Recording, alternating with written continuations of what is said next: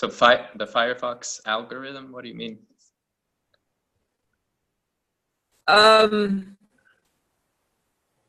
So Firefox is my browser.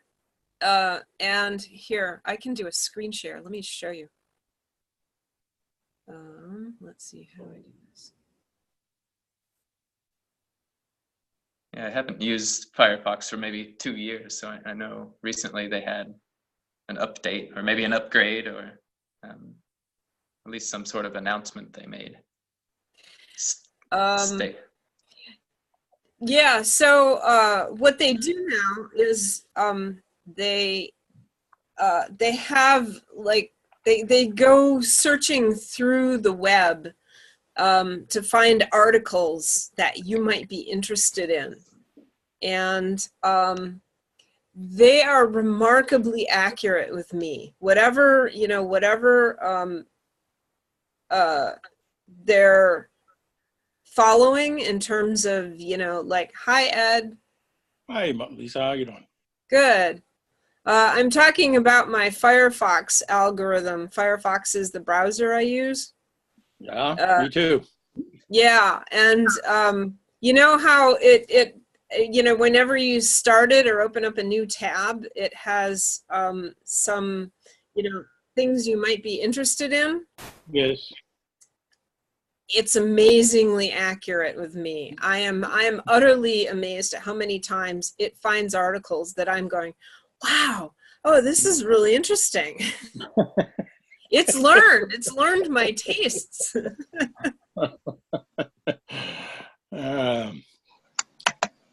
Hello, John. Hi, Greetings, everybody. I'm sorry I'm late. I had internet problems. Here I am, though. So we've just been chatting with Lisa here, but hi, Lisa. I would have shown up. Good to see you. You're coming to New York soon, right, Lisa? Next month. Cool. Yeah, I hope to see you. Yes, we'll make a plan. Okay.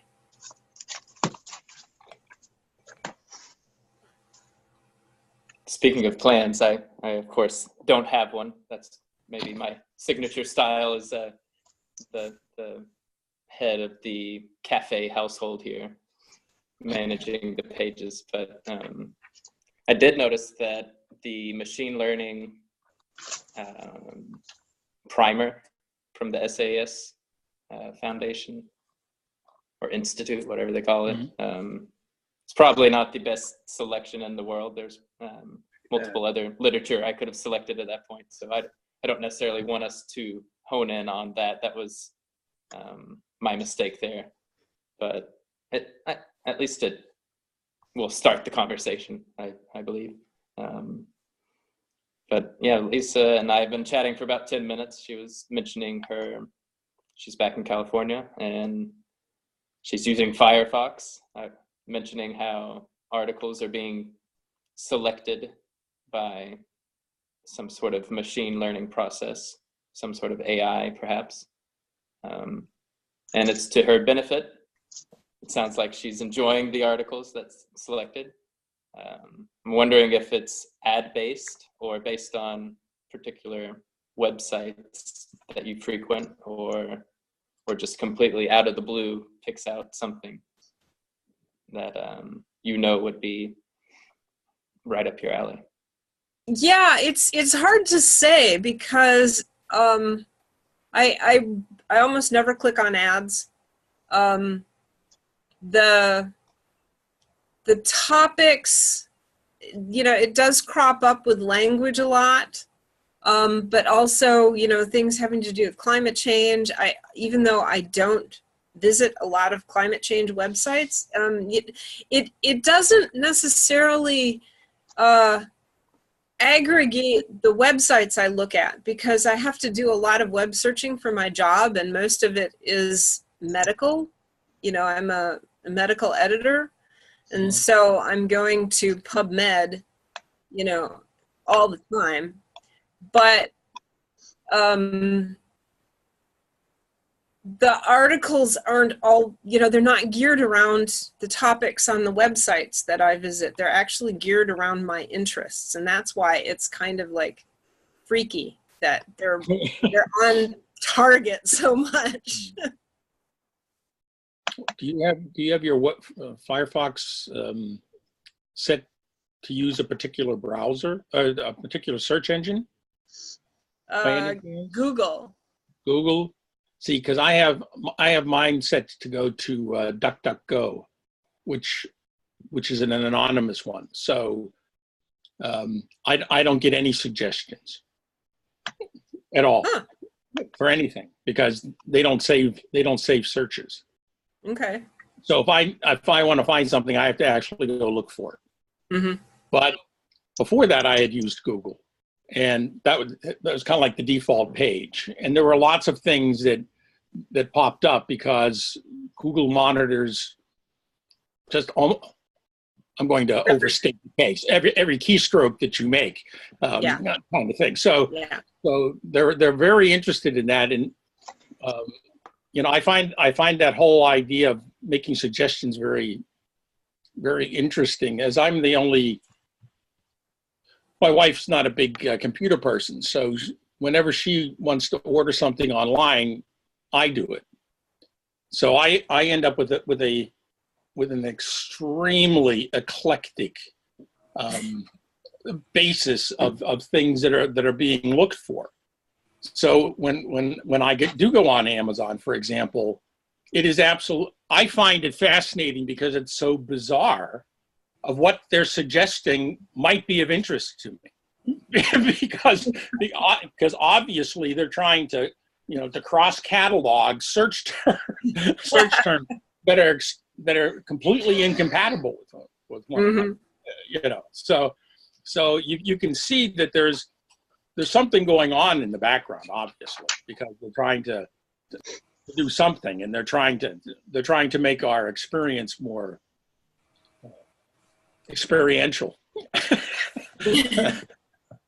I guess that's one way to put it. So it is an interesting phenomenon how that all does come together, whether or not it's beneficial or not. I'm like you. I don't click ads. You could have them there 100 times. I don't care because I'm not going to pursue it. You're not offering me a product that I want. I kind of know the things that I want, and then I go get them, and that's that. But but it does make a lot of suggestions for sure. You were saying, John? I wanted to try to articulate why I find this whole idea of machine learning so absurd. I think it's a metaphor that's really we should throw it out. I'm just going to quote here from this what was invited us for us to read. With the advent of big data, can you hear me, guys? Can you hear me okay? Okay. With the advent of big data, both the amount of data available and our ability to process it has increased exponentially. The ability of machines to learn and thus appear ever more intelligent has increased proportionally. Even so, machines aren't independent thinkers yet. Yes, machine learning may identify previously unidentified opportunities or problems to be solved, but the machine is not autonomously creative. The machine will not spontaneously develop new hypotheses from facts, not in evidence, nor can the machine determine a new way to respond to emerging stimuli. Remember, the output of a machine learning algorithm is entirely dependent on the data it is exposed to. Change the data, change the result. It goes on to say, companies are better than ever at understanding why customers buy their products, use their services, or engage their expertise. We can point the machine to a lake of consumer data to detect patterns and preferred channels for consumption. It can use historical and real-time data to determine that I, a frequent business traveler and coffee addict, may welcome a real-time message that my favorite coffee shop is around the corner. My dad would not welcome this interaction. He brews his coffee at home and will respond to a coupon in the mail. which also includes incentives for other blah, blah, blah, blah, blah. This just strikes me as neoliberalism on steroids. This is like pure globalism. And I think that I just want to make a distinction. And why it offends me aesthetically. I just find this so really ugly. And I just want to make a distinction between the planetary imaginary and the global imaginary. And maybe at the end of this conversation, someone will have persuaded me I'm out of my mind. I need to get with the program. But right now, I just find myself really the planetary imaginary. And I'm quoting from author Bruce Clark, Earth, Life, and Systems. It's a collection. He's looking at a lot of different thinkers that we've already studied, actually, in some of our conversations previously. But he's making this distinction, and I think we're all pretty familiar with this. The planetary imaginary differs from the global imaginary. A planet will be conceived as a substantial cosmological or ecological phenomenon. It possesses life. A planet potentially bears processes capable of constituting its own observers. In contrast, a globe is literally a hollow sphere, the model and representation of a planet's surface. The map is not the territory, and a globe's surface typically presents demarcations corresponding more to parochial human interests than to natural features. He goes on to say, considered as an epistemological stance, the globalizing process operates through an instrumental humanism, driving commodity extraction amidst political and economic consolidations, negotiating corporate and cultural differences, and the mobility of their interrelations relative to a humanity splintered into feudal or ideological tribes. I would describe planetarization as the effort to readjust the view of the human towards its common relation to the earth as an ultimately incalculable and uncontrollable system. A philosophy adequate to planetarization is still under construction, but some promising outlines for it are being set by Meditations upon Ecology and Systems Theory, for instance, by Edgar Morin, Michael Saris, Peter Sloterdijk. And he goes on to talk about the Linden's-Farn Association, William Irwin Thompson. I think some of us are familiar with him, who I think maybe came up with the phrase planetary culture. Goes on to talk about other people who are like sponsoring this planetarization are Gregory Bateson, Heinz von Forster, Henri Atlan, Francisca Varela, Lee Margulis, James Lovelock. I'm sure you guys are familiar with some of these thinkers. But I find that these, this to me, the language of this is extremely, very first order, very trying to create customers.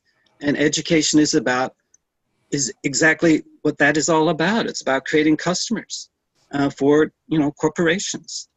And I believe that the globalization and planetarization, I think that some of the theorists like Gebser or Teilhard de Chardin,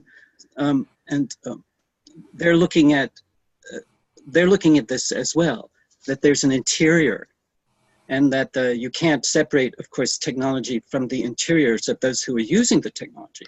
So I have a lot of mixed feelings, and maybe I'll get a chance to articulate these better as we start to explore this topic. But right now, I'm just really unimpressed with this machine learning idea. I think it's a metaphor that I feel is very misleading. Thank you. That's my rant. Can I respond to that? Please, please. I need all the help I can get here. If we can prove by the end of this session that you are insane, John, then we're all in good stead, because a certain amount of insanity is necessary in all of this.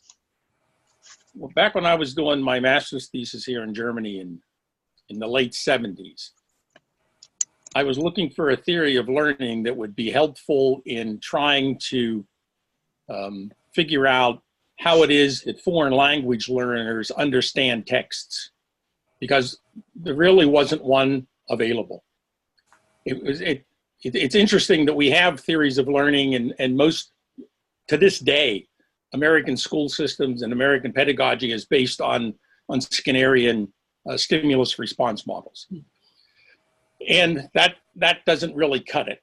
When you're trying to, I was dealing with things like comprehension and appreciation and, you know, what I would call higher order skills. At any rate, it was right about that time I read a book by a Dutch guy who, because cognitive learning was becoming very mainstream at the time, the metaphor, and it was always stressed, this was the nice thing about the literature at the time, it was a metaphor that the brain is like a computer. Well, literally, it's a simile, okay, but the brain is like a computer. And in some regards, that can be a helpful way of thinking about things. But the point that you raised right at the very beginning was, it's no longer a metaphor.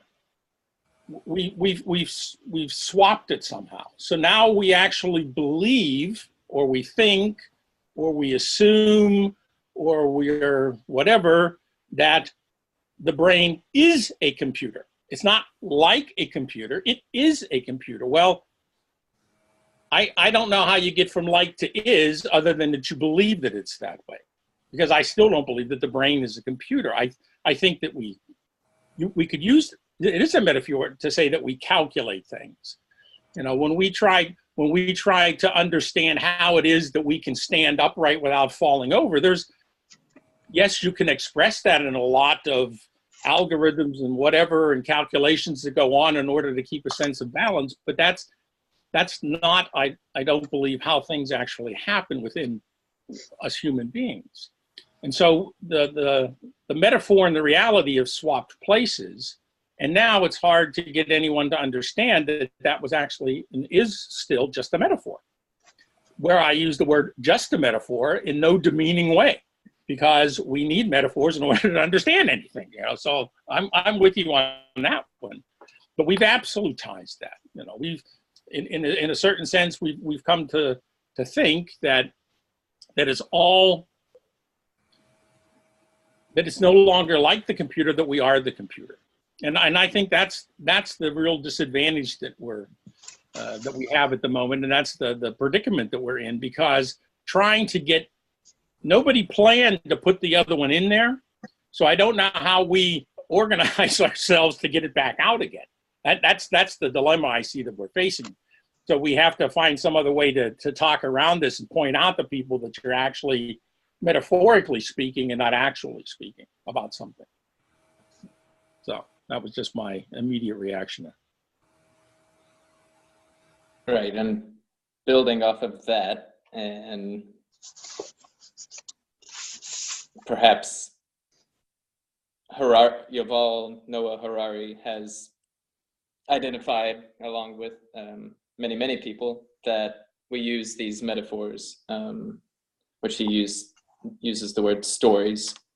We tell ourselves, so we tell ourselves the story that during the industrial age, the human brain is like a machine, and then computers came along, so the human brain is like a computer. And now we've focused on algorithmic type of thinking. It's a little bit more precise, maybe computation that a computer does is forming algorithms or utilizing algorithms. So now there's a lot of talk that the human brain is like an algorithm machine, or an algorithm kind of projecting into the future, whatever.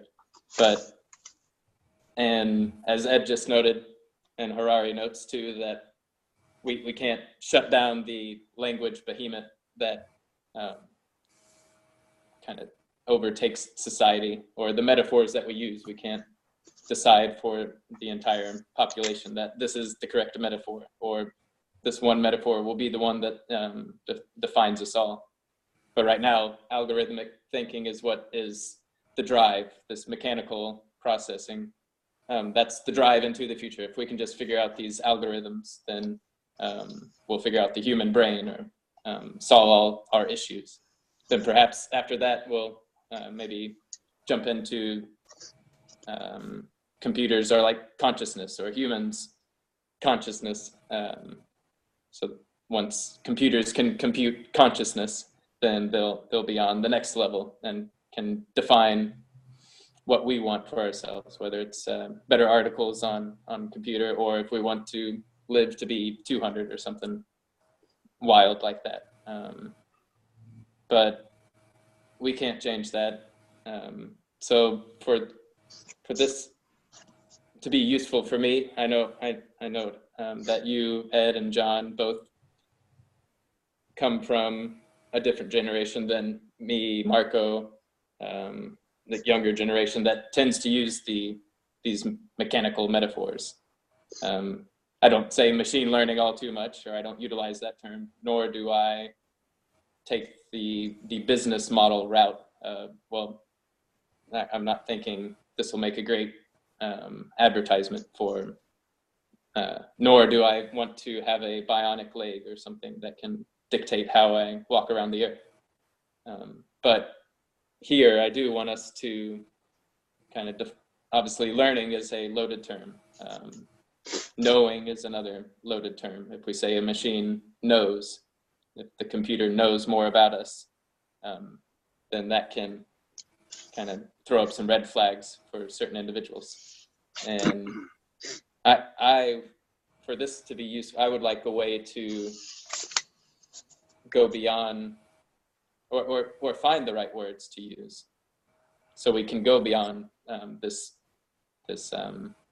tech is bad, humans have the right metaphors. So. I can't remember where exactly I read this. I think it might have been in one of Guy Deutscher's books. He talks about different languages and pointed out how as the technologies have changed, our metaphors have followed lockstep. You know, like we used to talk about things in terms of just TVs or calculators, you know, and before that it was in terms of adding machines. It's too bad I can't pull up the exact text right now, but the point was that, at least his point, not my, and maybe partly my point too, was that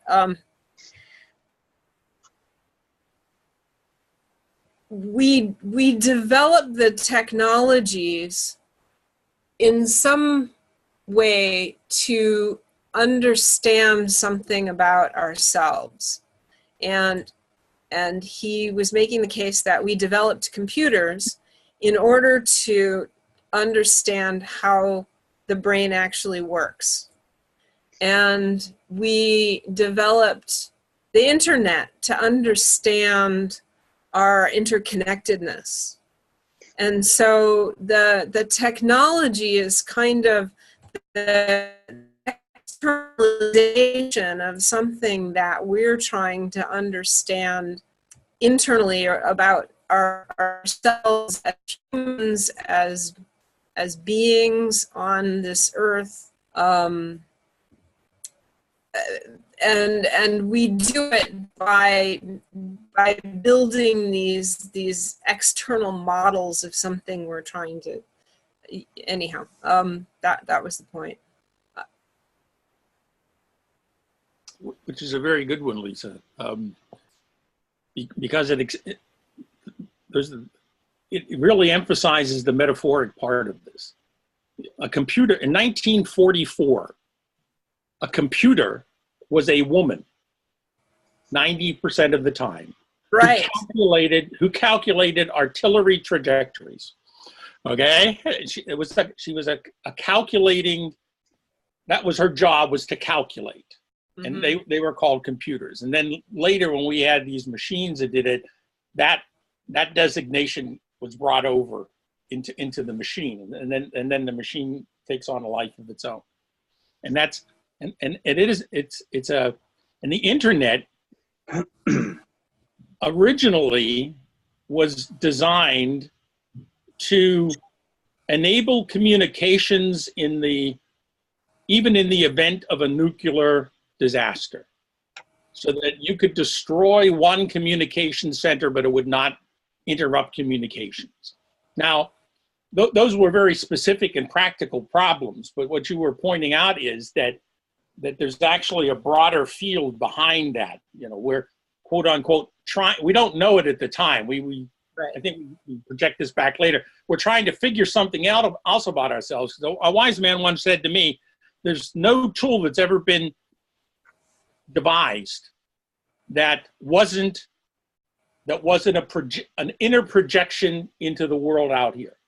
It's simply projecting something within outside. Mm-hmm. And when we do that, we end up with this situation where we allow that to take on, well, it has to, because it's out here. We've created these things, so they take on lives of their own. Okay, and so now they start doing things that we're not necessarily in control of anymore because we put them out there.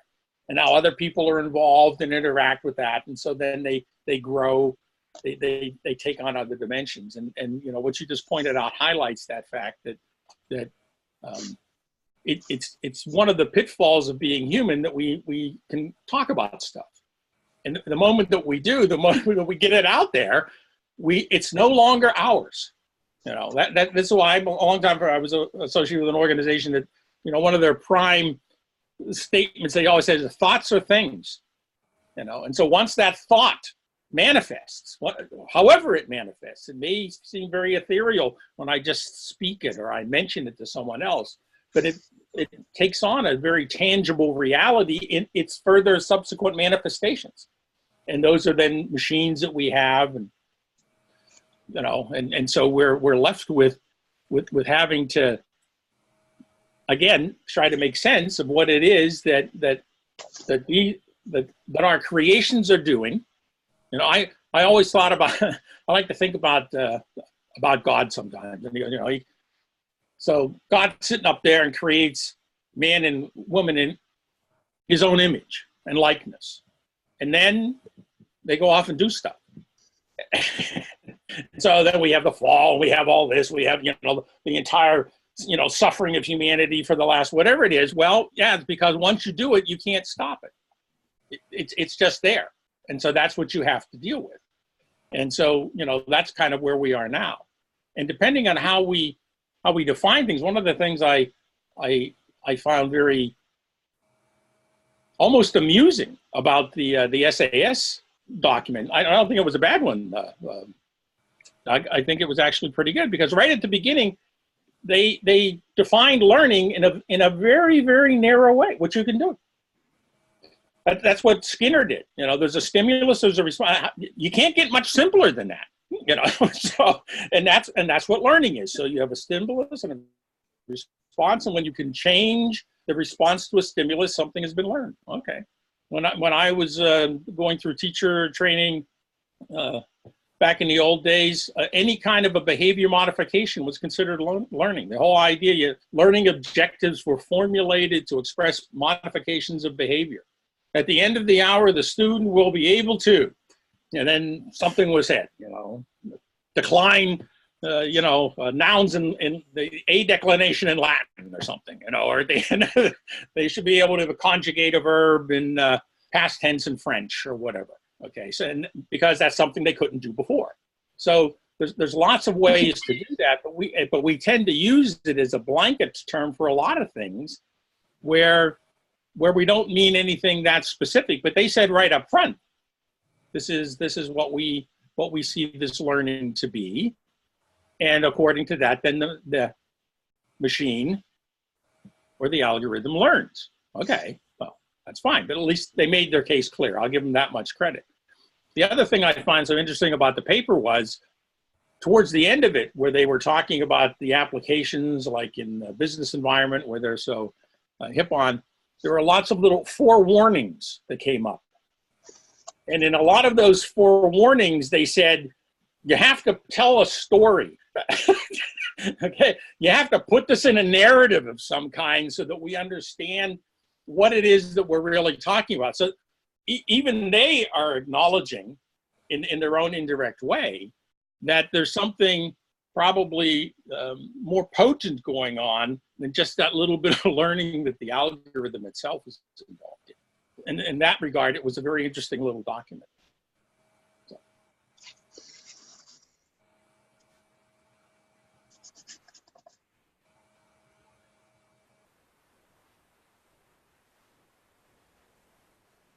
How many of you have an Alexa? No. I refuse.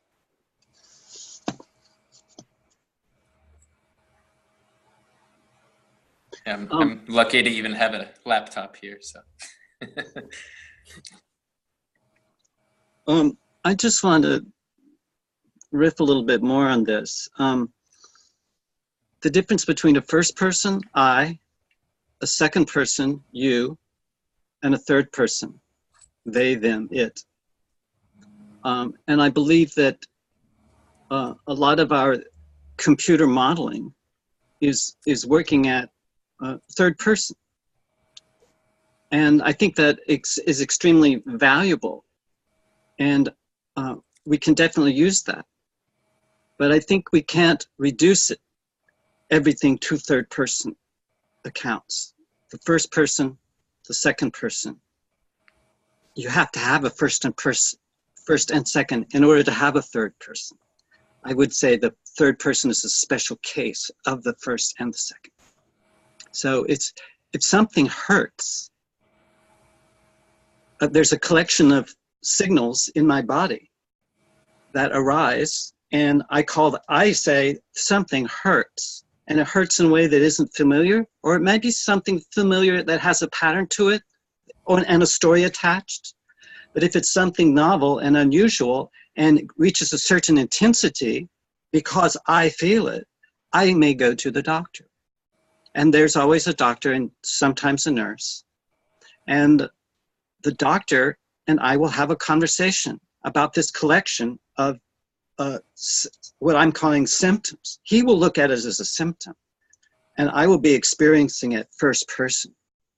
So the doctor and I, and hopefully the nurse will be included, we will have a conversation. And there may be a shared reality that the doctor and I as the patient can communicate through the language, through verbal and nonverbal, and certain tests can be taken. You know, certain kinds of data can happen, lab reports and x-rays, et cetera, et cetera. And that can be where the third person is extremely important. Because obviously their first person accounts, you know, where I'm going to be, you know, my first person account may not give us a whole lot of information about how the liver or the lungs or the heart are functioning on level, or the endocrine system. My first person accounts may not be that important. So that's why I think it's it's a dynamic that cannot be reduced to just take x-rays, take tests, and no one is interpreting those tests. And that we're going to deliver the best health results for everybody. I think we need to really start to think differently. And I'm just using something that I know Lisa works in this field. So I think but we're all, you know, have loved ones who've had to be hospitalized or had to make decisions about surgery or not, all these dilemmas that have been given to us. But also there's the Human Genome Project, which was supposed to be able to figure out our genes and what the fit was between genes and the likelihood of a disease, has been proved to be a flop, because the genetics are not active in that way. They don't call the shots. That the cell uses the information which is in the nucleus of the cell.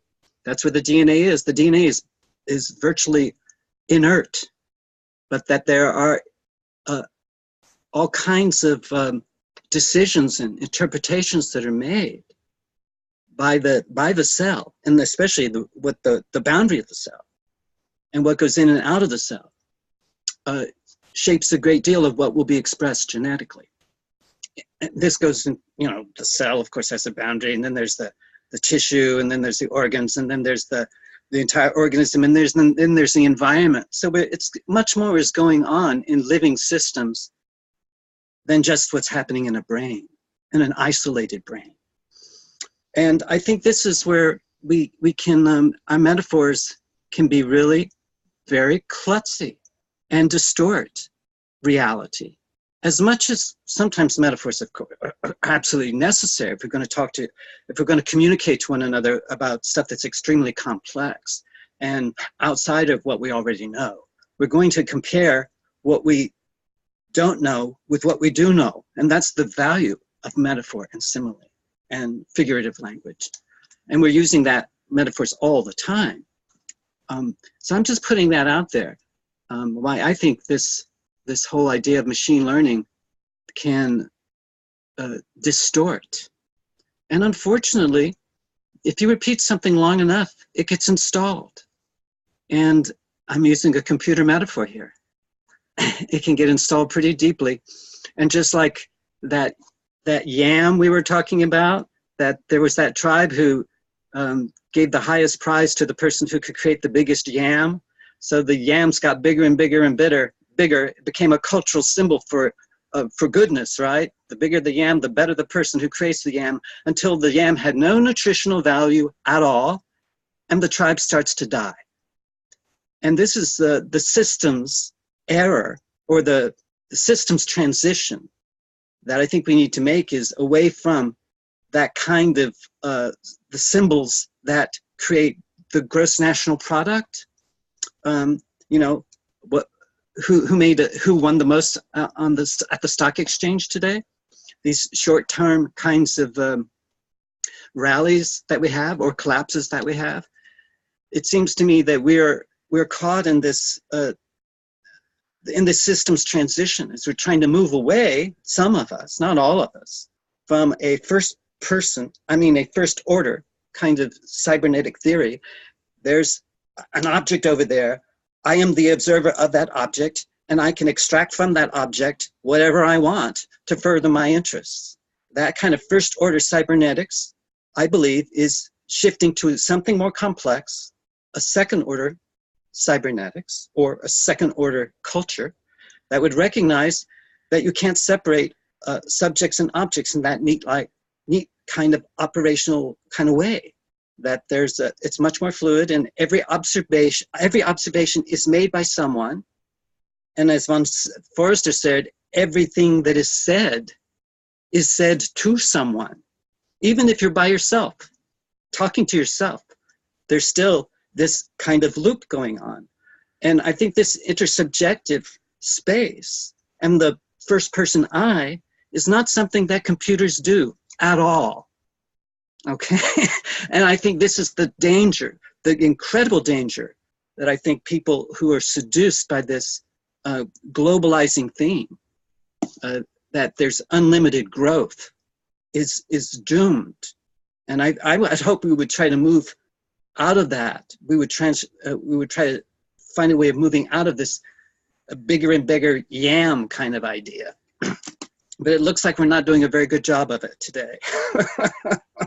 Thank you.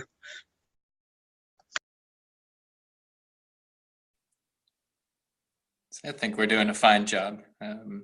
We're not going to solve the metaphorical language barrier, if there is one. And we keep noting we're on the boundary of some systems change. I don't know exactly how to phrase this, but I'm going back to Aurobindo and the spiritual side of things, and his notion of kind of forgetting. I forget the actual term he might have used, but there's this, as each stage, or if it's a Gebserian structure, but Aurobindo is focusing on the physical, the vital, the mental, and then supramental. But at each stage into the cycle or progression, however you look at it, there's this level of forgetting. So I don't know how many times I blinked my eyes this call. I don't know how many breaths I've taken. I don't know how many times my heart has been beating. If I was a skilled yogi, perhaps I would be able to be in tune with my body. I would be able to tell you that the 97,000 heartbeats that have been going on the past 20 hours mean that I'm in tune with my body. But there's this element of forgetting. I had a quote from Whitehead. Let me see if I can pull it up. I think this is from his mathematical principles, Principia Mathematics, but he has a couple quotes which, if you look at it and didn't know maybe the direction where he took his thought, you'd be along the same lines as maybe that SAS primer article there. But he says, civilization advances by extending the number of important operations we can perform without thinking about them. So I think the important word is important there, the important operation. How do we define what's important? So what we are talking about here, the global society is putting importance on, I don't know, the machine learning, the type of machine learning that will better the business model, that will better certain interests of maybe the bigger companies. So SAS is a model for, it said on their Wikipedia page that their benefits program was a model for Google. So I'm wondering if their statistical analyses are a model of how Google, like, oh, well, that was a good idea. So they applied it to how they manage things. So in the last call, we were talking about Jeff Bezos, how he has quite a bit of control how the algorithms for Amazon are deciding how we interact with the internet. So even if you don't use Amazon or anything like that, others might be modeling off of Amazon, even Firefox. Sounds like they're modeling certain algorithms on other competition. So the proceeding that we're doing in this system is one set up for some sort of collapse. If we were to shut off the internet or shut off machine learning, our society would perhaps collapse, the economy would collapse to a certain extent, but we would still be going. So I'm all for learning about the body, but I'm not going to be wearing any devices anytime soon. That's not going to define my life, but I feel like I'm repeating what's already been said, that we're not here, we're not going to be focused on the system thinking of others, but where do we go from here, I guess? Well, this is kind of a, oh, go ahead. No, go ahead. This is just a quick kind of a tangent, but it may be relevant in some way. But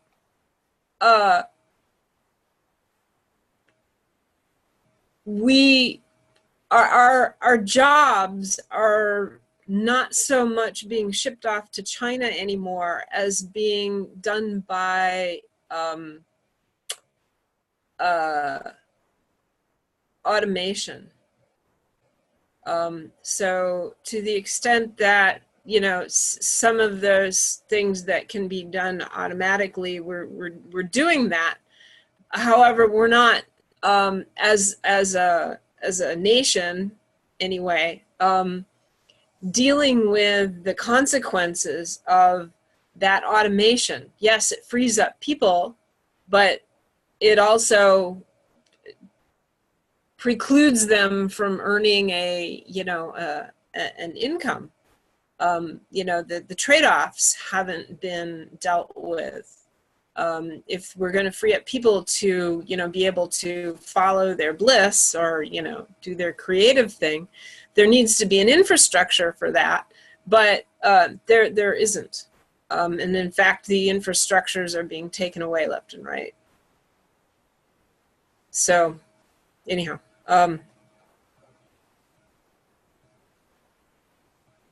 I think there's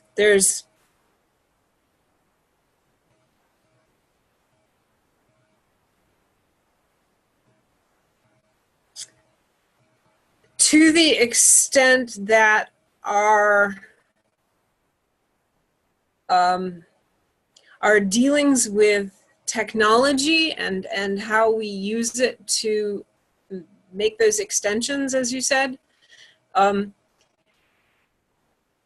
doesn't simultaneously deal with our soul needs, then the technology runs us more than helps us.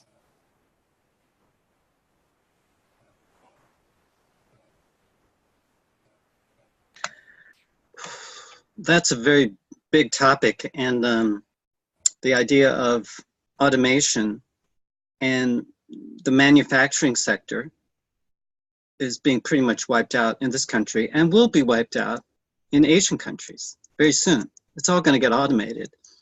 And we're not going to need bank tellers. We're not going to need cashiers. We're not going to need a lot of the middle management people who supervise all those people. And eventually, according to some people, I think David Loeffler was saying, we're not going to need the CEOs either. Because traditionally what the ruling elites, their function has been to imagine what's going to happen next. And based upon that, how are we going to, and they may have used astrology, they may have used soothsayers, they may have gathered information in very different ways than we do now. But basically there was always a ruling elite had an actual function. But this will, what we're seeing now, I think, with technology is probably for the first time, the ruling elites are like a slot in the matrix. And the CEO, just changing the CEO won't matter that much, because the whole idea of the way we've been doing business and driven by the profit motive is running up against fossil fuels are vanishing, and agriculture, the topsoil is collapsing. We're seeing species die off. We're seeing the oceans are dying, the coral reef. What was that? The New York Times, pretty conservative paper, said that a fifth of the coral reef has died in the last 3 years. And I believe we can use, definitely there's we know a lot about what's going on that I think could be, we could call it objective. But it's not changing our behaviors very much, as coal plants all over the world are being put on, that are being created by current governments, even though they know that it doesn't look good. So our capacity to create compelling futures, I believe, will emerge out of the interaction of first person, second person, we, I, we, you and me and us together. And we have a group, the I becomes a we, and I interact with other groups. And we can intuit, based upon our experience, certain things about one another, and we can create and share a reality together. And we need to do that for other kinds of creatures as well. And we already do. We have cats and dogs and animals, and that we love and cherish, and that we learn from, and they learn from us.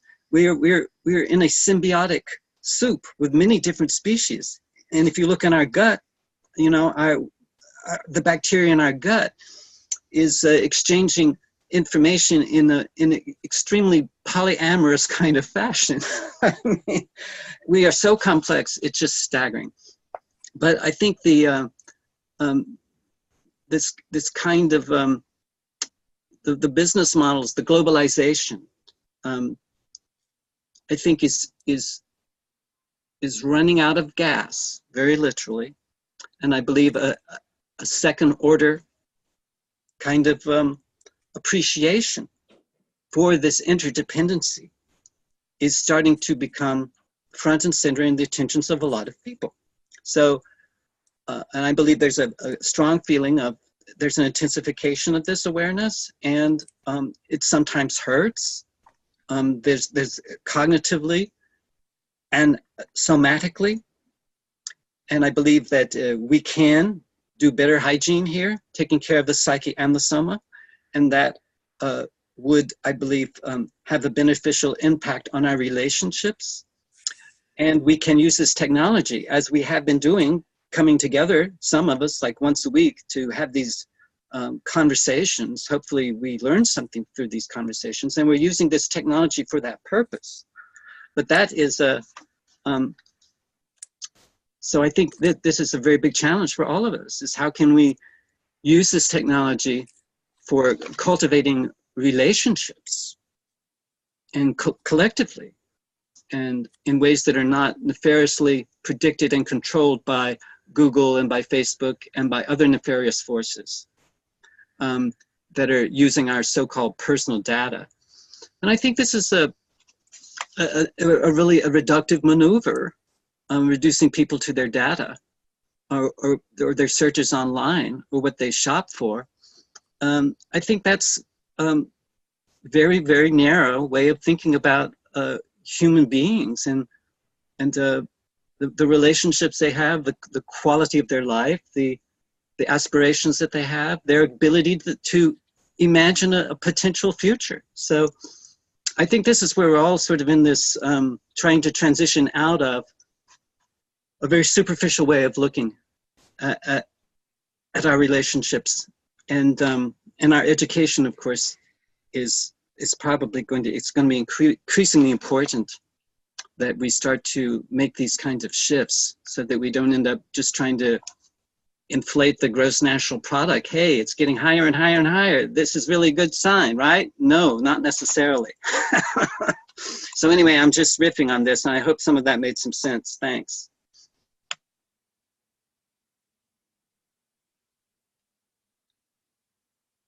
Let me go way back to what one thing Doug had said. There's a yogi that knows how many heartbeats that he had up until now. But he wouldn't be here sitting and taking part in this conversation. There's some things that we just don't need to know. It may be for our own personal interest, or the yogi may feel very good about himself and he may feel very in touch with himself. But he's not solving the world's problems, and he's not interested in solving the world's problems. That's not his cup of tea. His cup of tea is another one. It's a good thing that we have an unconscious or a subconscious, because if we knew everything we knew, we'd all be like John and we'd go insane. No, we'd all, no, we would literally have to lose our mind. We can't keep up with all that. It's good that we don't know and we're not aware of, but that doesn't mean that these things can't be put to good use. When we do have problems and we're not really sure how to, the whole history of science is full of people dozing off in front of the fire and seeing smoke rings and whatever, and it's inspired them to come up with solutions, and because that's how that works. I recall, I don't remember when I read it, was when I was back in California, the suggestion was made, well, name your unconscious. Call them Clyde or Sam or Sarah or whatever, and when you don't know what you want to do, just say, hey, Sarah, could you take care of this? And you put it, you consciously shove it into your unconscious, and it will, at some point, it'll come back out. It might be after a night's sleep. It might be in a dream. It might be because you dozed off. It might be because you're staring out the window and all of a sudden you get this flash of insight, because the unconscious doesn't sleep. It's always active. It's always doing things. Well, out here in real life, we have the problem that Lisa pointed out. If things can be automated, they will, not just in production, but in services as well. There are already programs that will take care of everyday legal issues. Plug in the problem, the answer comes out. It's all flow charted. There's a certain path through the legal system. It doesn't really matter which country it's in. It's a decision tree, and this is the result. And so that is done. The fact that they've passed a lot of diagnosis from doctors to practitioner nurses In the United States, they're moving that down the line because they are being supported by so-called intelligence systems. It's because it is a matter of accumulating the inputs, fitting it into a schema so that you get some kind of an output. And a lot of our diagnoses, we tend to fault doctors when they make the wrong one, but that's kind of what they're doing anyhow. But it's just like it was in the SAS article, doctors are 65% accurate in predicting breast cancer, but the computer was 72%. When there's a misdiagnosis, who gets held responsible for it? Huge issue, actually, in my way of thinking. Our intelligence system machine, our machine learning systems are not compatible, nor are they even interfacing with the economic system, which is what Lisa brought up. We work because it fulfills our lives, even if we have bullshit jobs, because we feel that we're a part of something. But we've been told that Max Weber, the whole, we've got a couple 100 years of people telling us you have to work in order to be someone. So if I can't work anyway, they're not doing this to free up our creative potentials. The last thing anybody who's in control wants to have is people running around with creative potentials that are using them for anything. So, because people who sit around thinking about things think things up. And when you think things up, they're not part of what the goal is going to be. I heard a very distressing little video this week. China has either implemented or is experimenting with implementing a social control system. They're already using facial recognition, and every citizen gets a contingent of points, social points. And when you do things that are good, you get points added. When you do things that are not so good, points get taken away. And so they're monitoring how often you take your dog for a walk. They're monitoring how often you visit your parents, and the party decides how often that should be. They know. And so if you don't visit them often enough, you get points taken away. If you have friends who have negative points, you get points taken away because you're associating with people who are socially negatively interacting. This gets to a point where if you get enough, if your account gets low enough, you can't buy a plane ticket or a train ticket. You can't go anywhere. You can't move. This is also where the technology is being implemented, but it's based on all kinds of assumptions that are behind it on what's good, bad, and indifferent. But we have no say in what those are.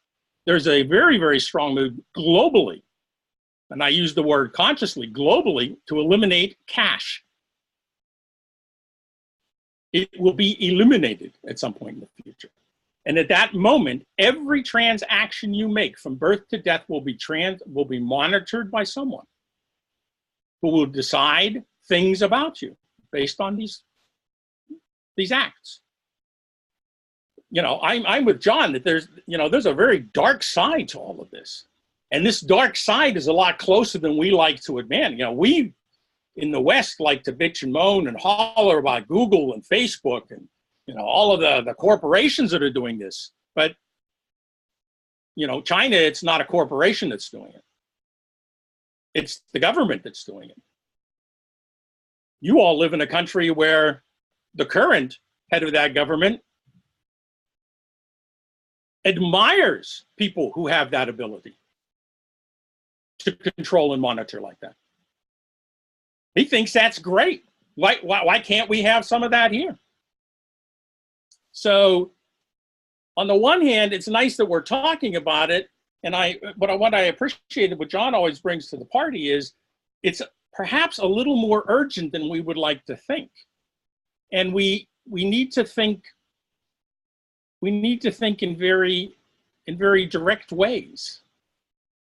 And we need to think in very practical ways as well. Because if it's all very well, basic income, big topic.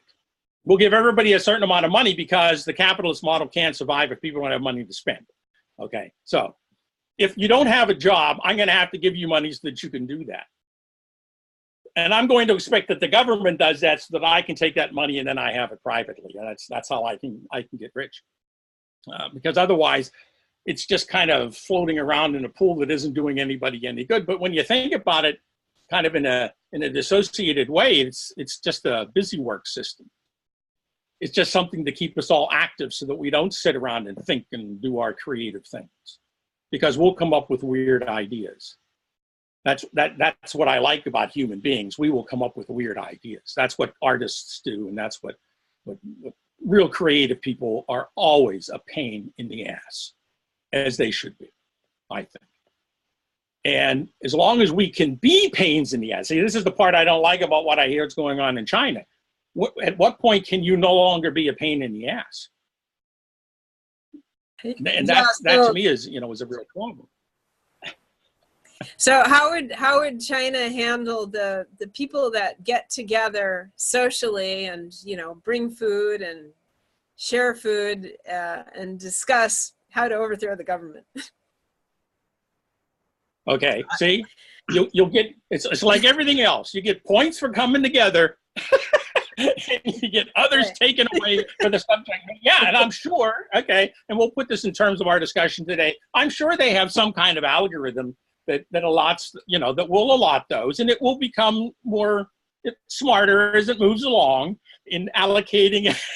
Yes, because we can think of situations where it becomes absolutely, the system truly becomes absurd.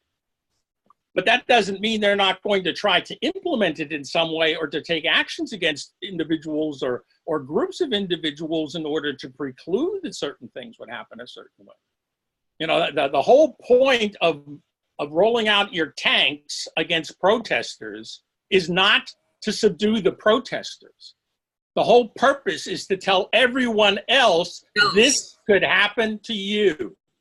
Is this what you want? You say it's more of a signal than an action in and of itself, and it works most of the time.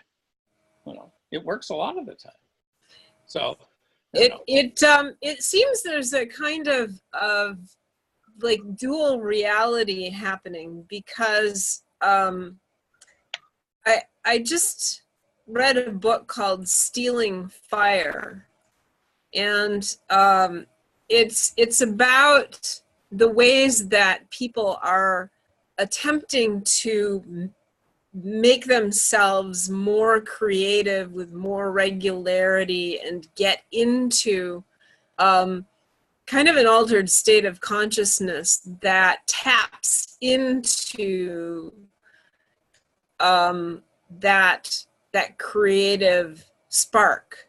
And some of the ways, include, how Navy SEALs are trained to like group think or group. They really are trained to cohere as a group as opposed to individuals. And then there are other people who use microdosing of hallucinogens. That's apparently really popular up in Silicon Valley, to stay on that cutting edge all the time, because it's changing so rapidly. Other people using, meditation, extreme sports, lots of different modalities in order to boost the creativity. And then, you're right. On the other hand, it's being taken away, like big time. So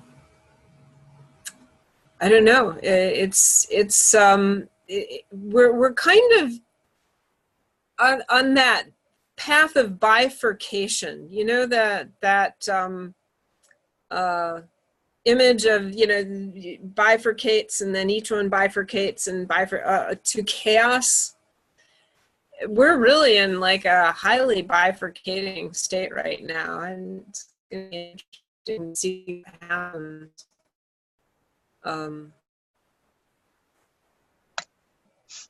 Or just a second, or we can hope that those bifurcations are fractal, and then it will reveal an order. not just the chaos side of it. Right. Oh, good point. Yeah, because order and disorder go hand in hand. You know, every time there's a really good book by a guy named Nathan Schwartz-Salant. He's a therapist there in New York City, John, who wrote The Order-Disorder Paradox, and basically says that whenever you create order, you know, you're also sowing the seeds for the disorder that will follow. And then, you know, you got this disorder, you have to create more order, and, you know, it's an ongoing loop. And there's nothing wrong with it. That's just how things work. You just can't get attached to either your order or your disorder. Yeah, I think this is so interesting. It can go in so many different directions, and everyone has said something that I wanted to point out. So I'm trying to put some of this together, and I'm thinking about the macro and the micro, and how do we know which is which? You mentioned, Lisa, a dual reality. And what popped up for me was the idea that we are in a dual reality. We're working with digital and analogical. Every day, in every way, we are digital and analogical. And those are two different kinds of reality.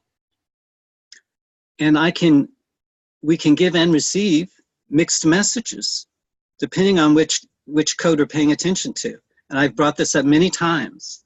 I can give you the message, I love you, verbally, and then if I add a nonverbal, I love you, the analog and digital don't match.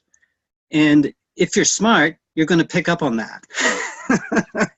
If you're a computer, you're not going to notice. You're just going to hear the verbal message probably. But I'm just saying, what I would like to get out of this call as we're talking, hopefully by the end of this call, if I can just clarify a little bit about what I mean by biotic and abiotic systems. And I believe it's going to be, and I think this dilemma and impasse they were in, and you can see it in the governments like China, who are using technology in order to create conditions where certain portions of the population will be silenced. And they're doing it here. If you've noticed Black Lives Matter, every day you see Black people being killed by the police, and the police get away with it. And in the Deep South, I understand there were about 200 people Black people who were hung in the Deep South. Most of them were in an area of Alabama where I grew up the first 2 years of my life. We're in the area where most of those lynchings happened. But the thing is, like you say, Ed, that's a message, and it's broadcast. And it can succeed in silencing large groups of people. So I think this is a strategy that has been used. And I'm just thinking about the difference between biotic and abiotic. And a baby, the first thing a baby does as it's learning about her environment is she's putting things in her mouth. That's basically what an adult is needed to keep things out of the baby's mouth. Because that's how the baby learns. They put it in their mouth and they want to taste everything. And they babble and they saliva's all over the place. And it's really messy. And then they learn how to crawl. They turn over from their stomach, they turn over, they learn how to turn over, and then they learn how to crawl, and then they learn how to walk, and then they learn how to ride a bicycle and dance and sing and swim and all that stuff. But it all has to, and they learn how to read and write. And children would not read and write unless someone taught them how to do it. It's not natural to learn how to read and write. Speaking is natural. No one has to sit down and teach a child how to talk. They just pick it up somehow. So I think these are ways that are, this is biotic kind of learning, and it's very messy. And there are levels to the learning. There are, you know, you're a beginner at French. Then you know one day that you're competent. And then one day, you know, you're in a Parisian cafe somewhere and you're having a fluent conversation. You become an expert in that language. But there are levels. And if you've ever learned anything, you know, well, I'm at this level. And if you become an expert in anything, you know, okay, I'm an expert now. I know what the rules are. I can break the rules. And I can do something totally novel and different. A beginner is not able to make that distinction.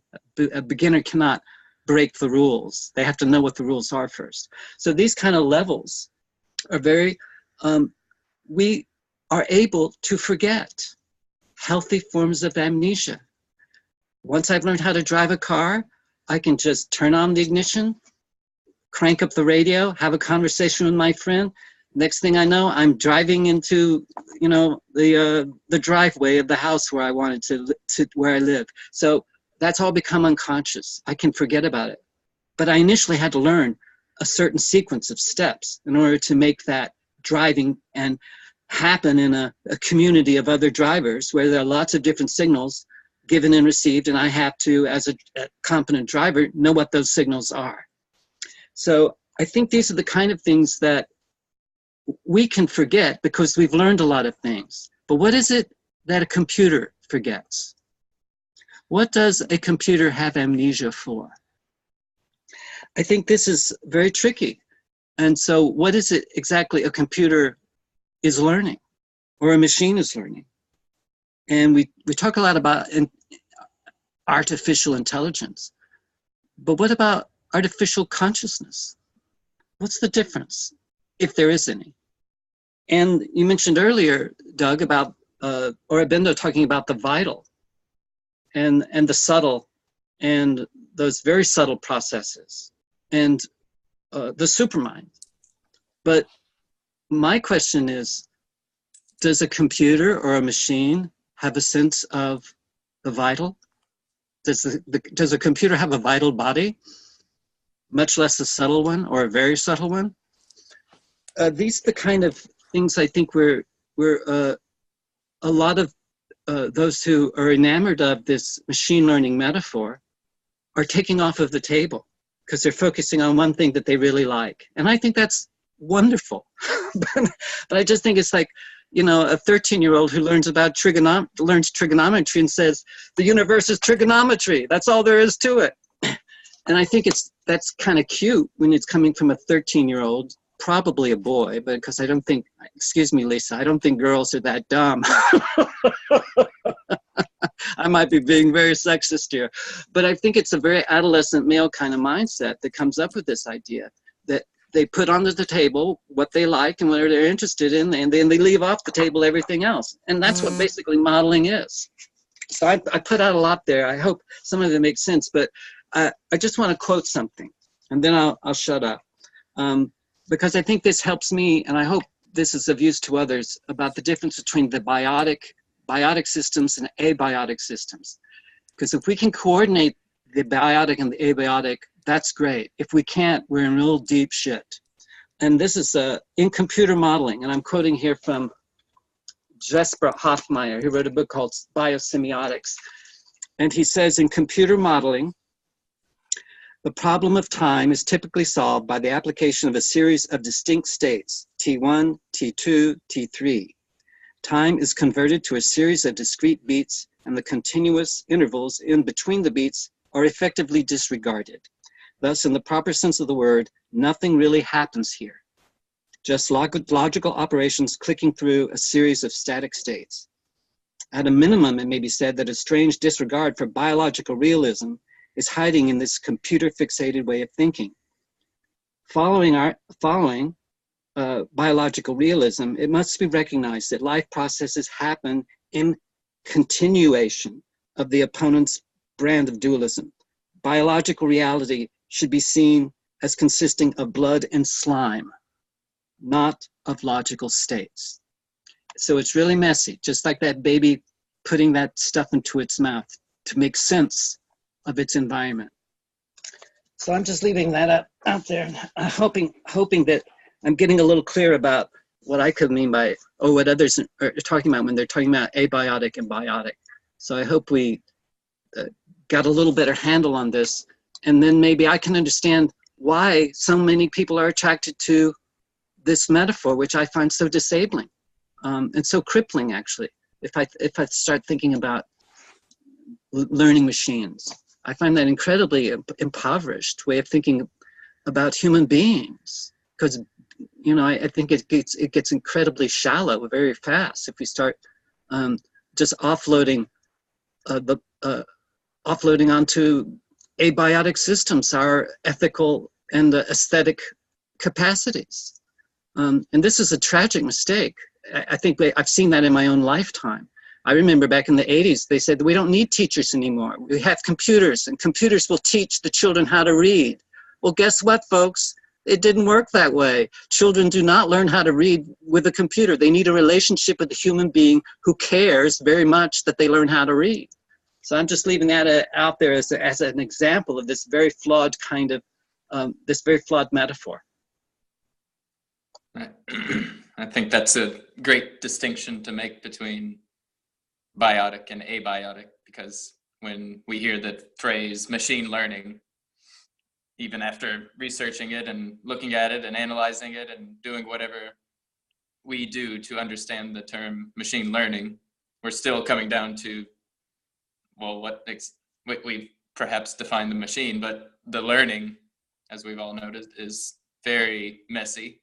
The definition for learning can be multifaceted. So to divide it between machine or biotic and abiotic is very helpful, I believe. But at the same time, if we focus on what machine learning is as described in the most, I don't want to say in the most fundamental of terms, but basically it is a messy process. So we have maybe a recent example is algorithms that develop a chatbot online, just simply based on information or phrases that people have typed in. So this chatbot was introduced, and it turned out to be a racist chatbot. So obviously that idea was scratched. It was racist based on people's disregard for or disrespect online towards each other, which is easily placed on, say, Facebook or Twitter. You can call anybody any name you want without getting punched in the face. But this chatbot became a racist simply because those who participate online tend to trickle into that mentality. So I would imagine that whoever developed this chatbot said, well, let's scratch the idea. What this machine learned is not what we want it to learn. So it ultimately, I don't know if abiotic is the correct term here, but any machine learning goes back into the hands of humans. At least we hope so, to a certain extent. And that's maybe we're on the cusp of this deeper learning, this deeper machine learning, which that's where it does its own processing with, or its own, if we can say learning, its own, developing its own mechanics in a way, able to process things that were not programmed into it. So that's where it gets a little scary. That's where a social credit score in China, it's going to be perhaps 20, 30 years down the road, it's going to be out of the hands of people. I would imagine right now that what we're hearing about these Chinese social credit scores is perhaps true. What do we know about what we don't have much access to China. We don't have any people from China having conversations with us. So what we're hearing is based on articles. Maybe John, you can respond to that. But I have interactions with people from China. Mm-hmm. I've had boyfriends from China. They've told me all kinds of things. So I have lots of I have relationships with people from all over the world. I live in New York City. So I'm just like letting you know, people from Malaysia, from Taiwan, I've had intimate relationships with. So I guess what I want to say with that is, and maybe North Korea is a better example. We do have people coming from North Korea, but what do we know exactly what's going on there based on who's telling us this or that? But I don't want to go too far in that direction. But essentially, we are not getting reports from people in China who are directly in China about how that social credit score is developing, how that's working. They cannot, they're not in control of the government. So it is what it is. But what do we know about exactly what's going on there? I would imagine it's a mess too. It's not that the government says you didn't walk your dog today. Now you're not flying to Kuwait like you wanted to. There's not a dog monitor just yet on every dog. There's not a human monitor on each human. It's all comes down to maybe cell phones, wearables, interaction with technology. So it's going to be extremely messy, but still that doesn't mean a government can't decide based on what the machines are telling them. What the machines are telling them. Right. That's a metaphor. And that's fine. It's okay to use metaphors, but it's like you need to know you're using a metaphor. And I think we're running around saying learning machines, and I was talking to my machine the other day and the car won't start, it's mad at me, you know, that's perfectly okay. I mean, we're projecting, we're anthropomorphizing, we're projecting our human experience of relationships onto machines. And then we're making our machines morally culpable for our own actions. I mean, this is ridiculous. I'm not saying you're ridiculous. I'm just saying that where this goes can become quite ridiculous if we're not paying exquisite attention to how we're paying attention to our own language and to the language of others. And you can say learning machines all you want to. That doesn't mean I have to accept learning machines are a reality. And I'm going to say, not to me, they're not.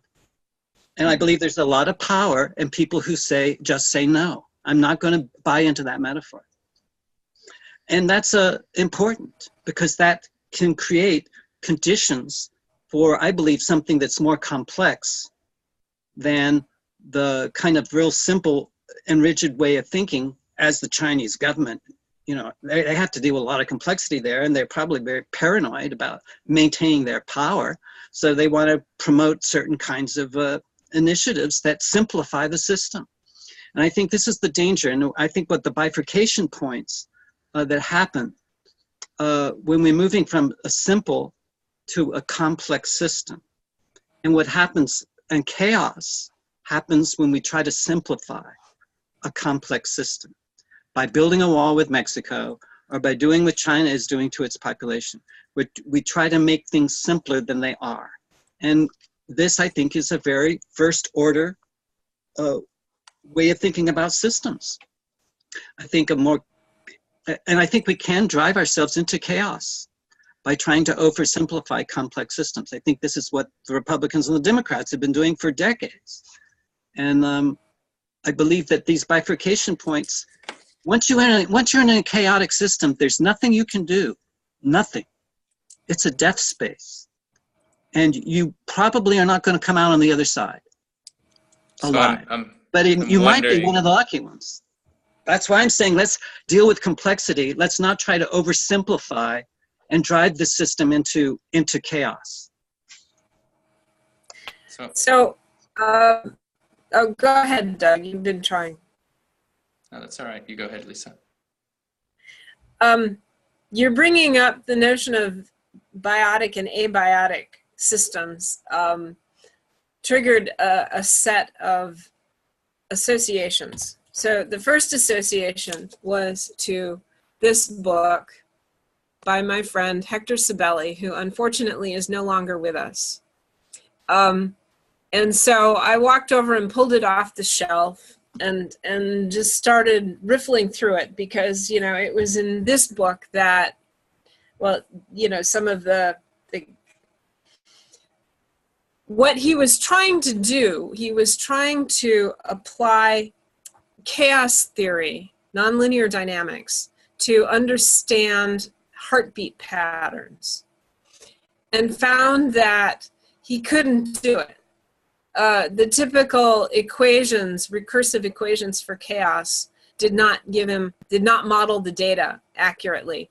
So he teamed up with a mathematician, and they realized that the reason why the chaotic equations didn't work was because it was only a single feedback loop. And the heart has two sets of feedbacks. It's got the parasympathetic and the sympathetic, and one speeds it up and one slows it down. So you have to account for both of these. And so when they did that, they added a sine function, basically. Then they got accurate modeling of the data. And the interesting thing about these data is that they're orderly and messy. You know, a fractal, here, let me see if I can just find a picture quickly of a fractal.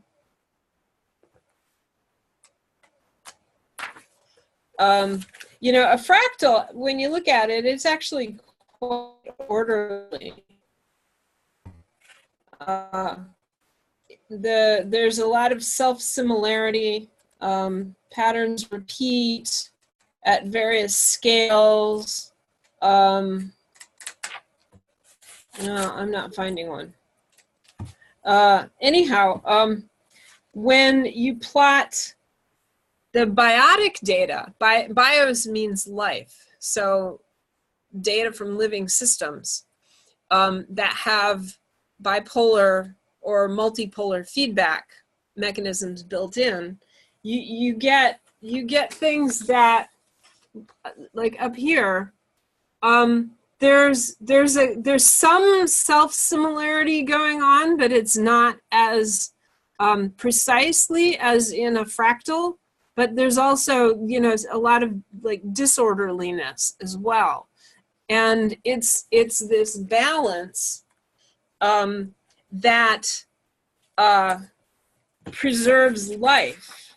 Okay, so another way that they looked at the data is they plotted it onto like mandalas like this, and a healthy heart looks, the data looks like this. It sort of makes a nice kind of mandala pattern. This is from a heart that is has coronary heart disease. In other words, it's not as flexible as a normal heart, and so there isn't as much disorderliness in terms of people with coronary heart disease. Their heart rate patterns are more regular than normal people because the heart can't adapt to, you know, the varying conditions that the nervous system says it has to adapt to. And then this is, I think, from a schizophrenic person or a person with some sort of mental disorder where their heart is disorderly in the opposite direction. There's too much disorder.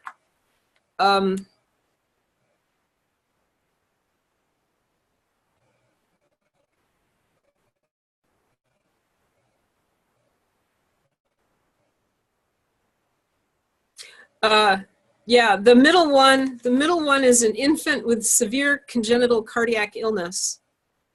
And oh yeah, no, so this one is not mental illness. It's just a shuffled pattern. This is cardiac illness, and that's a normal person. Anyhow, so the next association, sorry this is taking so long, the next association was we biotic beings are able to handle opposites. We embody opposites. We at all levels of our being. And even whereas the abiotic computer systems, they can't handle paradox. I mean, maybe if they're programmed with fuzzy logic these days, I don't know enough about the details about some of these, you know, quantum computers and fuzzy logics and that sort of thing. But the normal types of, you know, the systems that run your car, the systems that Alexa uses, are algorithms that will have a linear, you know, logic based on the excluded middle. You can have A or B, but not both. Okay. Thank you for bringing that excluded middle. I think what we're doing in biotic systems is excluding the middle, that messy middle area that we all know about when we have those, a little bit of this, a little bit of that, and you are able to embody those opposites, and it's beautiful. Yeah. You know, that's what I think is a component of beauty, and that aesthetic pleasure you get when something that's terribly sad becomes exquisite at the same time. Mm-hmm. A beautiful line by Shakespeare, I can't remember. Of course, poetry does this, but there's the hero in one of Shakespeare's plays. He describes a scene where his father dies in his arms, and his father and he had a breakup. But in the course of this event, there was a understanding between the father and the son, and the father, the son describes his father's death, and he said, "Betwixt extremes of grief and sorrow, his heart burst smilingly." The old man's heart broke, and he smiled. So I think that's so exquisite, but that's the way a poet thinks. Mm-hmm. Not in terms of static, time 1, time 2, time 3, very discrete, static, what do you call that? Not arrhythmia, but this word we've been saying, algorithmic. Mm. But I think that, you know, and the heart, as you were describing and showing us those shapes, the mandala, and that very static image in the middle, with the baby who had the heart problem. So there's something about a heart that gets static or rigid that is, you know, is unhealthy, whereas a heart that is flexible and, you know, can't be predicted exactly in any kind of regimented way. So I think that's very interesting, and I think that has a lot to do with complex and unstable systems. When they get perturbed, what happens, either they break down and usually regress to a previous stage, or they get more resilient and stronger and more complex. And I think that's the challenge, is how do we deal with all this complexity? It's so much easier just to do what this paper says. This paper that we read, it talks about best practices, and how can we create, you know, learning conditions for kids so that they can figure out what the best practices are. Well, you can use best practices in a system that's very simple, but in a complex, unstable system, there are no best practices. You have to use principles, and you have to think in those in that kind of way. And then I think your what they call requisite variety, the portion of the system that can generate the most flexibility is going to be the most influential aspect of the system. The first level, I remember cybernetics, they said the law of requisite variety basically said whoever has the most flexibility in the system will control the system. But I think as we're moving to a second order, we're starting to realize there is no controlling complex unstable systems such as we're in right now. So I think we do have to think much more imaginatively and creatively, and dealing with the asymmetries that they're so messy, which I think computers, if we use them well and use all of our knowledge well, both body knowledge and cognitive knowledge, we can, I think, create technology which can help us handle our own, what we want to learn, and learning how we learn with this technology, I think is going to be crucial. Rather than expecting, oh, well, computers are getting so smart, we'll let them take care of all this. I'll just sit back and have another beer and see what's on Netflix tonight, which I think is a very real danger, that people are just thinking technology is going to take care of this so we don't have to do anything about it, or do any of the heavy lifting like we're doing here, trying to think about the differences between biotic and abiotic. It's tricky, and it's not difficult to figure this out.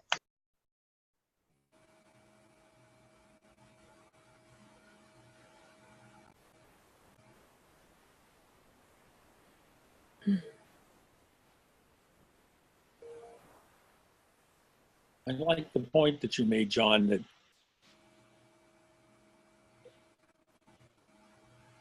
the more complex it gets, the more difficult it is for us to follow all of the details. But I've never been a person that believed that you need to know all the details.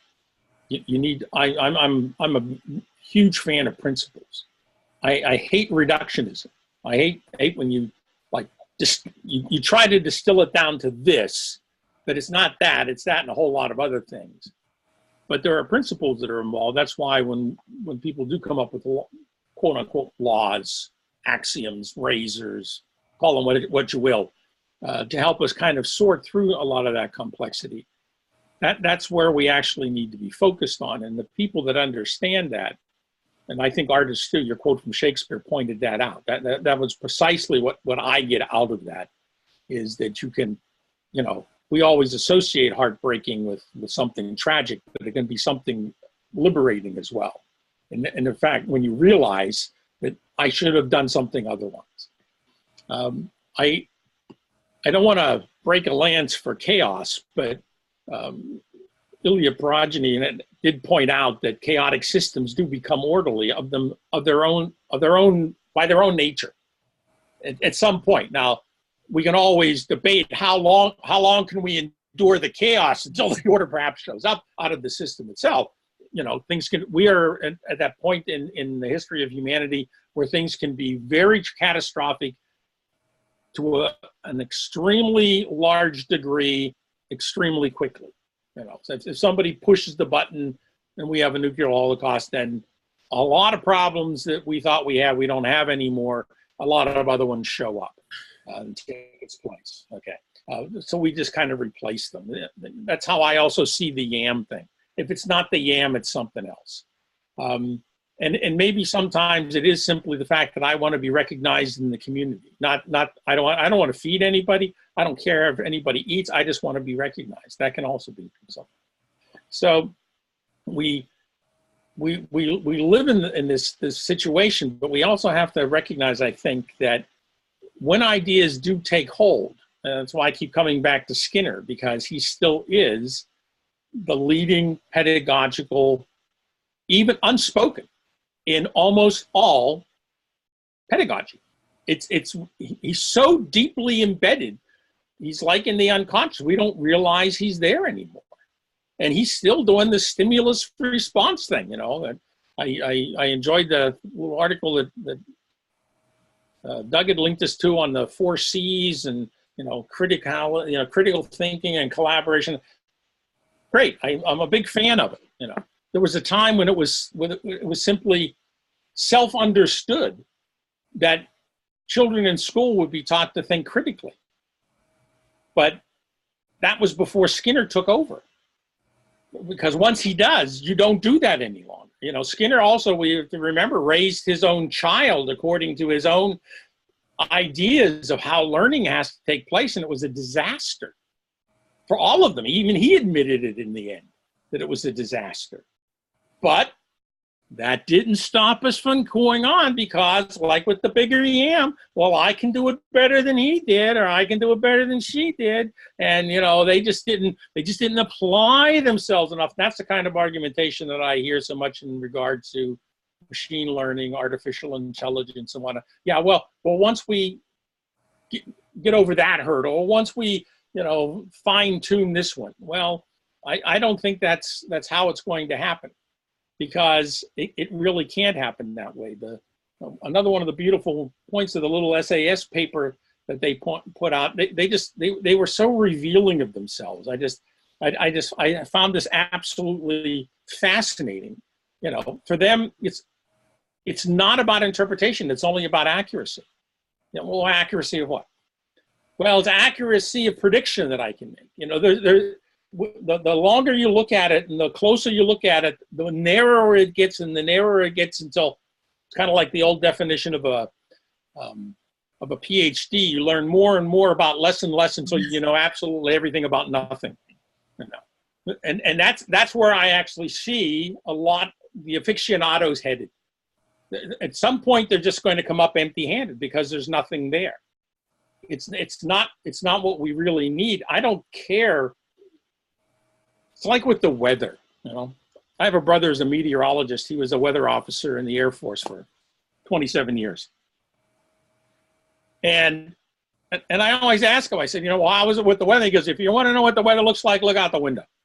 And he goes, if you want to know what the weather's like in 10 minutes, look out the window in 10 minutes. And I said, well, you know, how close can we get it? And he goes, and they've been trying to weaponize weather for as long as I can remember in the military. He was part of this whole thing. And he says, we kind of get it in about 2 hours, according to him, most of the time. whatever that is. You see, you can't put a number on it. He goes, because there are just too many things that will change it. But there's still a whole slew of people in the military, in the Air Force, who believe that, well, if we could just turn this screw a little tighter, if we could just adjust over here, we'd be able to get this down, because they're not willing to recognize that maybe it doesn't have to do with the data in the end. Maybe the data should be a means to an end, not the end in of itself, but it's become the end because we don't actually know what we want to do with it. Just another point about the little paper, nowhere did I find, maybe I read it too fast, I didn't read it in detail, but nowhere did the word should show up. Nowhere did the word beautiful, nice, and nothing aesthetic. There's no aesthetics in the paper, and absolutely no values. None. They didn't say it's a good idea to be able to predict what your customer is going to do. They just said you can do it. And we can refine that, and you will be able to know. And there are limits to that, which was the Netflix prize thing that they couldn't hand out because you couldn't do it in real time, because there's just too much data to process. We don't have the power to do that. Your AI aficionado said, well, it's only a matter of time till we have even faster computers that we be able to do that. Well, you're just you're simulating intelligence. You're not being intelligent. It looks like you're intelligent. It looks like you're doing something. It appears to be that way. But it's pretty much of a grand illusion, if you ask me, because it really doesn't produce anything that any of us can use in any meaningful way to actually solve problems that are confronting us. You know, nowhere in there is any of this is SAS or their ilk trying to figure out how do we in fact reduce CO2 emissions in the air. You know, can we plant enough? That would be a question. Can we plant enough trees? I just read yesterday we can't. We can plant trees, came out of it, but we can't, trees aren't going to do it. Somebody guessed, I'm guessing, okay? But it seems realistic to me. I can say, okay, I can see that. Because we are really far down the road and we're distracting ourselves from the things we really need to be thinking about instead of employing the technology to assist us, because I think it could. But it's all a matter of what do you tell the machine to do? And so they spent the whole last third of that paper talking about, well, when you get people together and you really have to do a lot of thinking, you have to do a lot of discussing, you have to do a lot of arguing, you have to do a lot of what is actually good, right, and proper, even though they didn't use those kind of words. because whatever you set up as your algorithm, even if you take others' algorithms, we don't know exactly how they all interact with each other. And nobody will ever understand that. And maybe the question to ask is it worth whatever comes out? Can I trust what comes out? Why can't I intuit? I mean, I can intuit, you can intuit. We all intuit that, you know, fossil fuels have a definite end. We can see it, you know. It is possible that it's even in my lifetime, and I'm old. So I could see it. So if I could possibly see it, maybe we ought to treat it as if it were a reality and say, okay, well, what if that? You know, that used to be how we did those long-term kind of, well, what if this and what if that? And you tried to not think about things, you tried to think them through. But you can only do that in groups, and you can only do that communicatively, which is collaboration. Those are, you know, the nice things that they all want to include into the, you know, into the curriculum as much as they can. But as long as, and I can tell you the other side of this, because the last 10 years of my life, I dealt with vocational education and what companies tell you they want people to be able to do when they come out. And one of the things that they don't want them to do is to think for themselves. It's a real problem that we have. But what they need is people that can think for themselves. You need a person on the line, even if it's in manufacturing, you need a person on the line that could stop a line if need be because it's going the wrong way. And there's no machine that's going to tell you that. As long as the parameters are correct and it looks like it's going to, you know, meet targets and whatnot. Jeff Bezos can tell us all he wants about lots of things, but does he tell us about how he's actually destroying human beings because of the robotics he employs and the packers can't maintain the pace that the machines are setting? You know, this is the Industrial Revolution all over again, digitally. But it's no different than what happened when the steam engine showed up. When you get right down, because the mindset, the thinking that's behind it hasn't changed. And that's the part that disturbs me more than anything else. This is why we got into that little tiff a while back about how integral are we actually on a widespread basis. I don't think we are at all, because there's just too much evidence that too few people are doing what we're doing. And I don't consider myself part of the integral crowd, by the way. I just think I'm a person who's a little concerned about my environment and my grandchildren. That's all. But because too many of our thought processes, language that we use, the way we talk about things, I agree with you 100%, simply indicate that we're not thinking in other ways. And we need to be thinking a little beside ourselves. You know, as you call it second order, third order, whatever. But probably as good a way as any to describe that, because we need to be thinking about this in different ways, you know, creative ways, other ways. You know? And that's the part that I'm missing. So I think that whenever people come up with their swooning over machines and what they're all learning is you simply have to hold their feet to the fire and ask them, well, what do you mean by that? You know, it's really nerving in the long term, because they keep coming back with banalities until they realize I'm really not saying anything. Yeah, I know, because you don't know what you're talking about.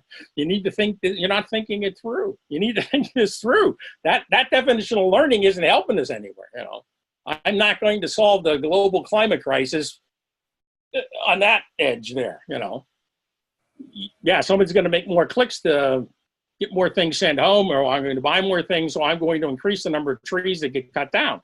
But that's, you know, that's the other problem, the other side.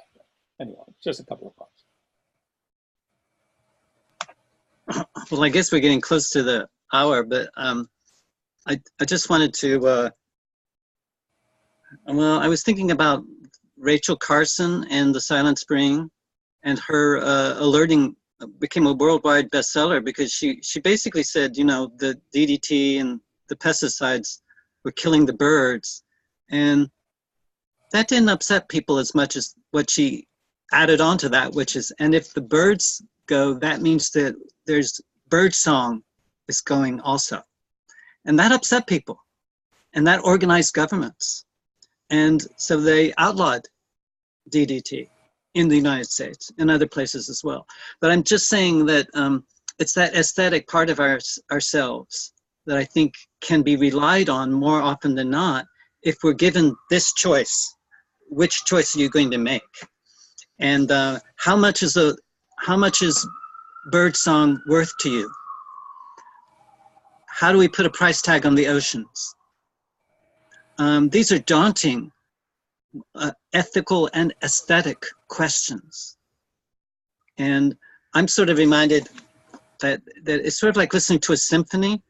And at the beginning of the symphony, there are lots of different themes, and there are different bridges between melodies, and then there's a shape and a size to all these melodies. And then as you get closer and closer to the finale, there's less and less wiggle room about how this music can go. And that's our anticipation is met often in a good piece of music or a good piece of writing, that, oh, well, I didn't know where this is going to go. Now I know where it's going to go. And now my anticipation is, I enjoy the sense of when my anticipation, if I'm surprised, or if it happens the way I expected it to. There's something gained by going through the effort of listening to a new piece of music, or reading a book that we were just interested in a topic, or a piece of fiction, or reading poetry. And you want to do it again and again and again. You know, it's something that we enjoy, that return of that aesthetic pleasure of our anticipation being met, or being surprised because our anticipation didn't work out the way we thought it would. And I think this is a very artistic aspect of our natures. And I think that's what the future is about. It's that aesthetic aspect. I imagine how I'd like it to be, and I get a feeling. I say, okay, let me do that. Or I imagine this, and oh, I don't like that. Well, I won't do that. So I have those affective zones drive us. And I think we need to honor them and pay really good attention to how we're paying attention, so that we can, use all of our knowledge, use it well, rather than just divide ourselves up and fragment ourselves even further by allowing certain kinds of knowledge and rejecting other kinds of knowledge. Anyway, I think I'm getting a little closer to the biotic and the abiotic and what the differences are in this conversation. So I've learned a little bit more about my own sort of presuppositions. And so I've really enjoyed this. Thank you very, very much, everybody. Ed, I have a question for you. I recently came across a piece that you wrote that summarizes Gebser's work on the internet. And since I'm involved in helping to organize the upcoming Gebser and Jung conference, I'm wondering if we can put a link to that on our website so that people who are not familiar with Gebser can. Okay, great, thanks. Oh yeah. Things that are on the internet are on the internet. You know, so yeah, I have no problem. It's helped a number of people to kind of get a quick intro, an overview of what they're doing. Yeah. And, so if it's helpful, that's good, and that's what things are for. That's what things are for. Great, thanks. Yeah, I wanted to say something to what John had just said. No, I did. I derailed myself right before you spoke. We're having amnesia here for something. At my age, you'd be surprised how much amnesia is. Not really amnesia. It's just. Was it about Rachel? Oh yeah. It was. Thank you very much. That was a key word. Yeah, because it raised that whole hullabaloo. So we got rid of DDT, and we introduced glyphosate. So we drove the devil out with Beelzebub, as we love to do. And in Germany, generally speaking, the Germans themselves are very environmentally conscious, and they're very pro nature and things like that. And okay, Merkel did the right thing for the wrong reason, shutting down nuclear power plants a couple of years ago. The government's being sued by the energy companies to triple-digit $1 billion for lost profits because of the decision. They finally got a commission together and decided that they're going to completely close down all coal plants by 2020. It's only 20 years too late, but that's whatever. But the point I wanted to make was, but glyphosate is still permitted here. And we have had a 75% reduction in the number of insects in Germany in the last 5 years. there are hardly any birds anymore. This is why you brought this up. I'm a big crow fan, and we have a field over here, and there was a couple of murders that were going through there gleaning that field. But it's hard for me to find birds, and I'm kind of a bird fan, but it's hard for me to find birds anymore. I go walking in the woods, and you used to have to swat away gnats, and there were mosquitoes, and there were always creepy, crawly things. And I said, "Oh, that'd be great. I can take my grandson up there, as well." There's nothing to see. You hardly see bugs anymore. I'm happy when I find a bug in the house, regardless of what it is, because it's such a rare occasion that you have to stop and look and go, this is a bug. You may not know bugs anymore. And this, and so the extent that it has gone to and how apparent it is actually, you can't ignore it any longer, but there are still people who refuse to see it. They just don't recognize that is in fact a problem. And so, our constant effort has to be always, I always take the aesthetic approach as well. Didn't you like when the birds chirped in the morning? And they go, "Oh yeah." I go, "Have you heard any lately?" They go, "Oh no." So it's like, well, have you ever wondered why? You can't just take a gun and go out hunting things in Germany, believe me. If you want to hunt anything, it's going to cost you about 5,000 euros, before you're done with it. And that's so you can take a shot at something. And somebody will tell you, you can shoot at that animal, but not this one that's standing next to it. So, it's a whole different ball of wax in that regard. So, but I think it's through this. I'm a firm believer that our feelings tell us what to think. And we don't have enough feeling in what I'm not saying we here, and when I say we, I'm talking about my neighbors and whatnot. We don't feel enough about our environment. We don't feel enough a part of wherever we are that we start thinking things that actually need to be thought about.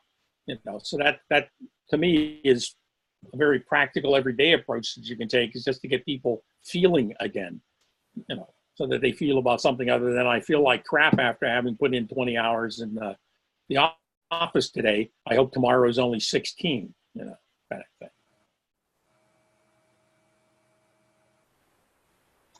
I think that's really beautiful what you said, and I also feel the birds are outside my window. Used to be a cacophony of bird songs. There's been a lot of construction over the last few years, and they built a building next to me, and so I know that scared off a lot of them, but I don't hear the bird songs anymore. And that's because I have a memory. I may start forgetting what bird songs sound like, and I think that's sad. But I think this part of what I'm thinking about, what Bateson was calling, and we're reading Bateson. There's a big hummingbird war going on. Where are you? Oh, you're in the jungle over there. This is outside my front door. This is wonderful. It's so messy. And it's beautiful. But I think this, I'm just quoting, he says, the means by which, this is Bateson talking, the means by which one man or woman influences another are a part of the ecology of ideas in their relationship, and part of the larger ecological system within which that relationship exists.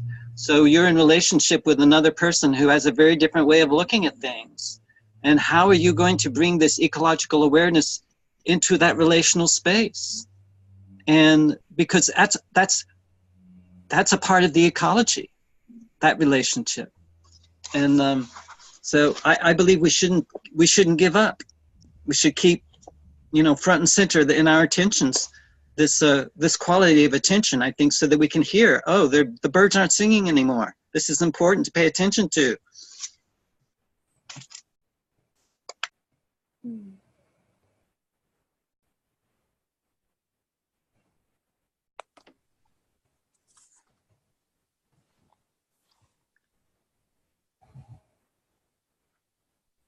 So I don't know what to say.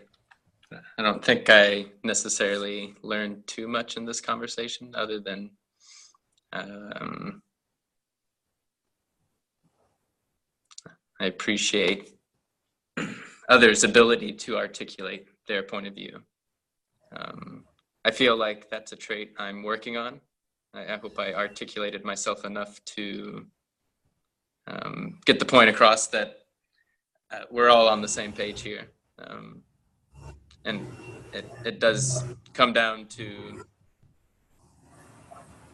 if we want best practices, we need better principles to guide us as a collective. And those principles are inside the minds of people like us, coming out slowly in certain little cells. But by and large, computers won't say this, nor will the human mind will not say this alone. But that's perhaps what got us into the mess in the beginning, or to begin with. Whether it's just the drive, like the aesthetic drive is one thing. There's also hundreds of other human drives to take into consideration that pollute the aesthetic drive, perhaps. So I don't know what machine learning means anymore. It's an even bigger mess than it was before. AI, deep learning, computers, thinking, knowing. I don't know anything, and that's a good place to start. I would say so, yes. That's a very good place to start. Thank you. And I think we're all starting from there. If we get down to it, we start again, and figure out how to go from here. It's been a good discussion, so thank you for showing up. Good to see you, Lisa. There's not like Did you hear tropical the crow? birds. I heard something. Oh, here we go. They've shown up. It was a garbled crackle. Okay, there he is. Hi. Can you feed the bird? That's perfect. Yes. Oh, I had thrown some bread out earlier, and the crows put stuff in the water to soften it to eat. Mm-hmm. So, yeah, he was just pulling the bread out of the water. Yep. Well, on that note, I do need to get going here. It's been a joy to be with you all again virtually. Yes. Good to see you again, Lisa. And we'll see you in New York real soon. Yeah, yeah. It'll be springtime then, so it'll be nice. Thank you all. Okay. Goodbye. Good to see you, Lisa. Bye-bye.